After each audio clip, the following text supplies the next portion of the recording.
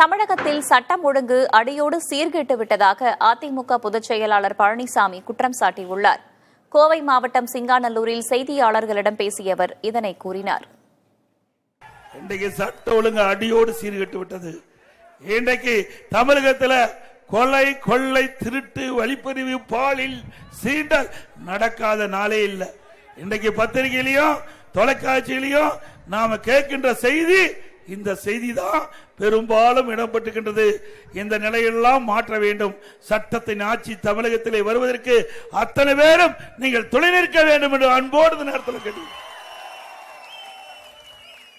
இன்றைக்கு திராவிட முன்னேற்ற கழகம் ஆட்சி அமைந்தவுடன் ஒரே ஆண்டில் தமிழகத்தில் கஞ்சா நடமாட்டம் அதிகரித்து விட்டது.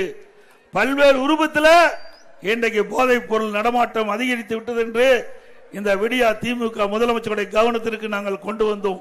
பிரதான எதிர்க்கட்சி என்ற முறையில் முதலமைச்சருடைய கவனத்திற்கு கொண்டு வந்தோம்.